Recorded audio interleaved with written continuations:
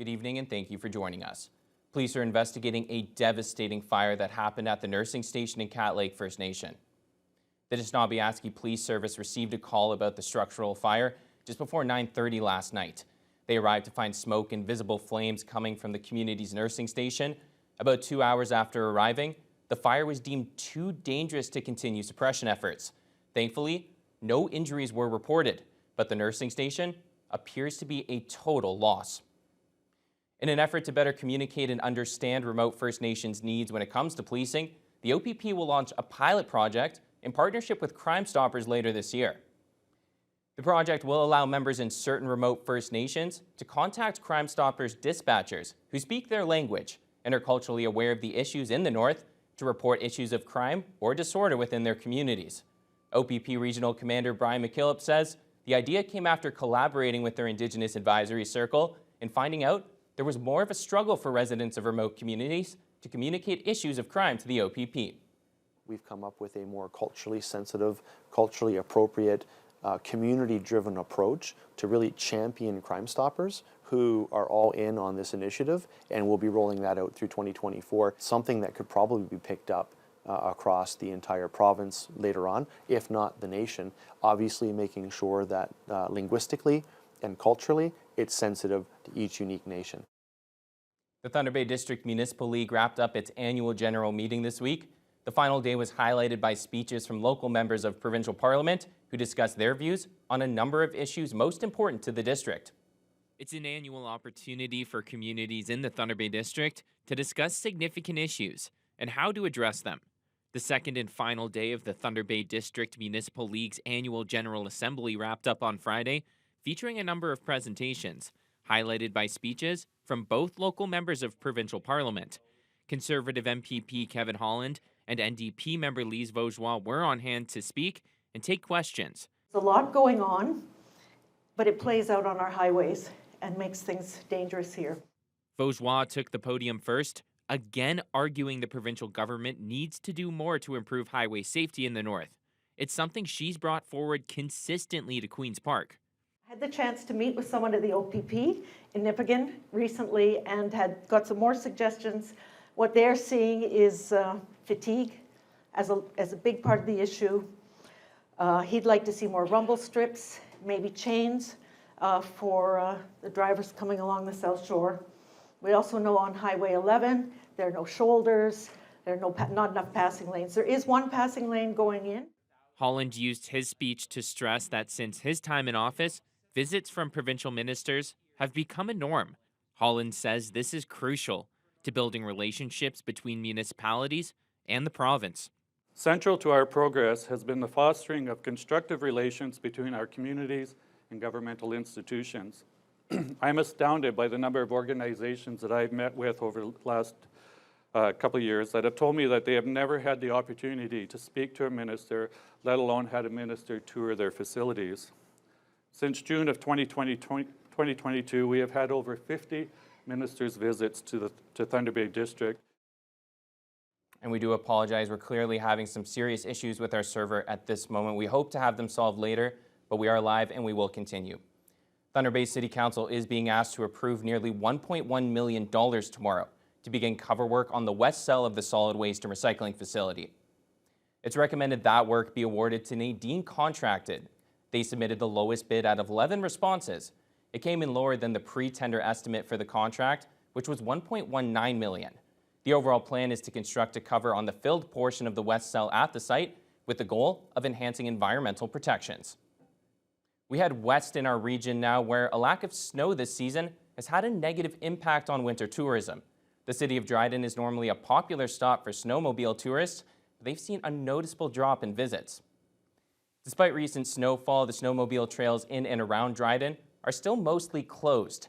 And although summer and fall are the most important seasons for local tourism, Dryden Mayor Jack Harrison says snowmobilers are important to the hospitality industry during the leaner winter months. Well, we're a wilderness city. Like, we have lots of people on snowmobiles. There's lots of trail riders, and it brings people into our city.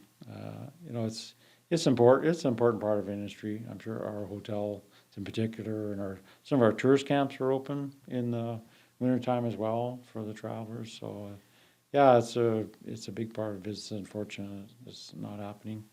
The weather this year has diminished our snowmobiling attendance almost to nothing. We were just discussing the fact that I haven't seen a snowmobile stay at the hotel or come for lunch that I can recall this year. So it's impacted it quite a lot, and we've lost a major event that we host every year.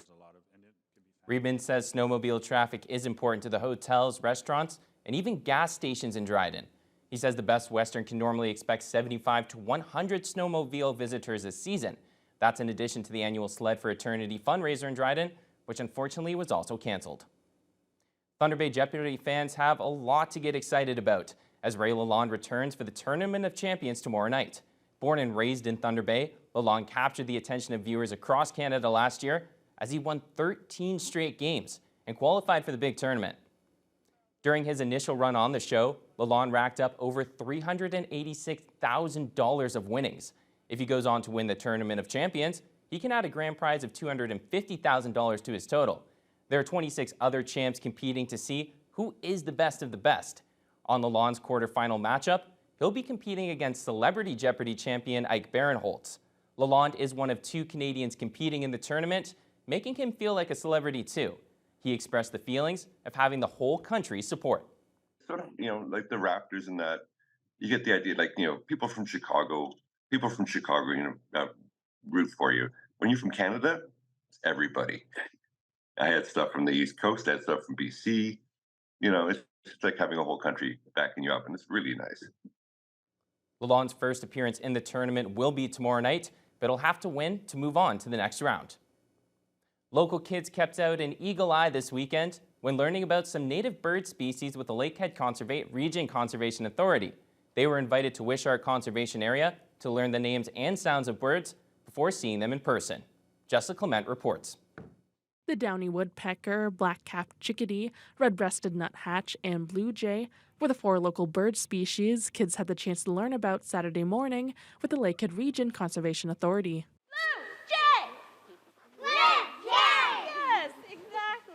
The event brought children between the ages of 5 and 8 to Wishart Conservation Area to participate in various games, which helped them learn the names and sounds of the birds, as well as how to use binoculars.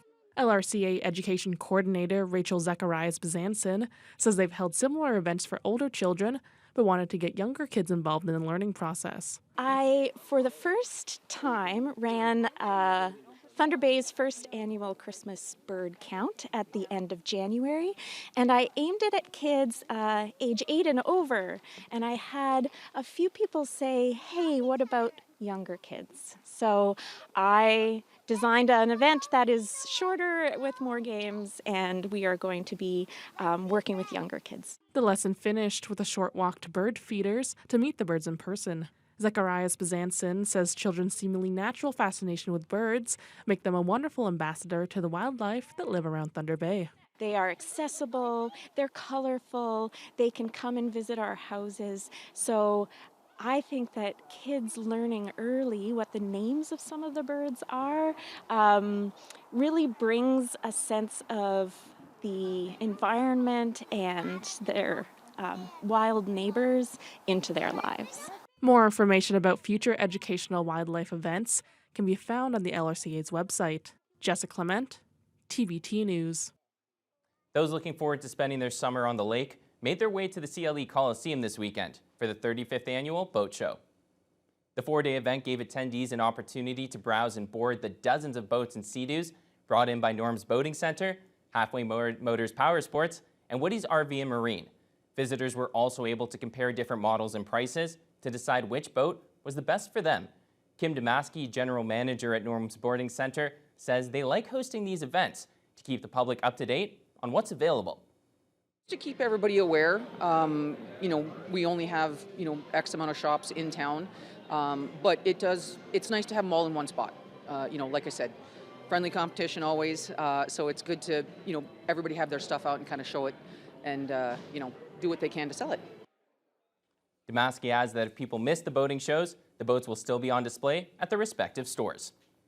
We're now joined by sports anchor Josh Marano. Josh, North Star is in action this afternoon. No technical difficulties for them on the ice. No, they look like a well-oiled machine. As they get down to their final steps coming out of the SIJHL regular season, we'll have the highlights for you when we come back.